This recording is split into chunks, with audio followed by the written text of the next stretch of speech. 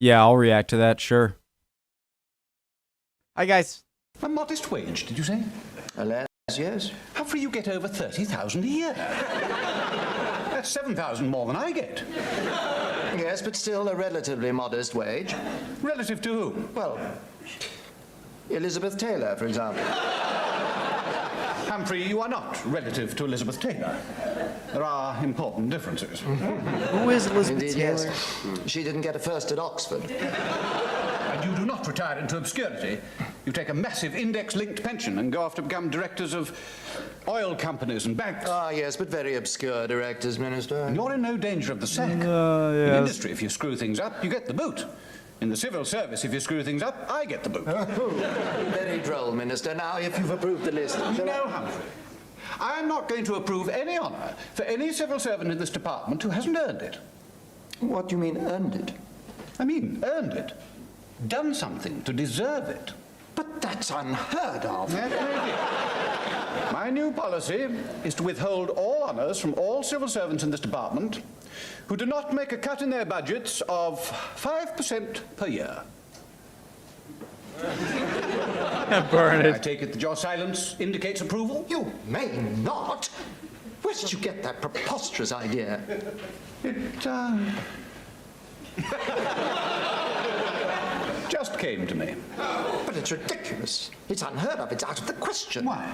But the whole idea is, it strikes at the very roots of look, it's the beginning of the end. The thin end of the wedge. A Benite solution. Where will it end? The abolition of the monarchy? Don't be absurd, Humphrey. There is no reason to change a system which has worked so well in the past. But it hasn't. But we've got to give the present I system haven't seen him so the system flustered. which has worked so well in the past. But it hasn't. But we've got to give the present system a fair trial. Ah, yes, I thought you might say that. It may interest you to know, Humphrey, that the most noble order of the Garter was founded in 1348 by King Edward III. I think perhaps it may be coming towards the end of its trial period now. Minister, if you block honours pending economies, you might create a dangerous precedent. You mean that if we do the right thing this time, we might have to do the right thing again next time? On that philosophy, nothing would ever get done at all. On the contrary, many, many things must be done, but nothing must be done for the first time. No. What I mean is that I am fully seized of your aims, and of course I will do my utmost to see that they're put into practice. If you will. And to that end, I recommend that we set up an interdepartmental committee with fairly broad terms of reference so that at the end of the day we'll be in a position to think through the various implications and arrive at a decision based on long-term considerations rather than rush prematurely into precipitate and possibly ill-conceived action which might well have unforeseen repercussions. Genius. What the no? What the hell did he just say? All right, guys. All right, civil servant. All right, civil servant definition. A member of the civil service. Oh, thanks. Is a collective term for a sector of government composed mainly of career civil servants hired on professional merit rather than appointed or elected. Okay, so is the civil service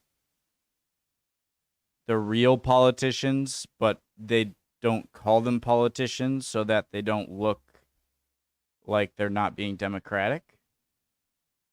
So it's like you elect the people in, but then just in case they're not that smart, you have the civil service to tell them what is smart? Is that what it is? All right. I'm going to watch full episodes, all right? I'm getting over my what I can do to get around copyright and stuff like that, and at the end of the day, I can always put it in Patreon or on Discord, so I'll do that. All right, guys? Love y'all. See you next time. I love Humphrey and Bernard. Bye, guys.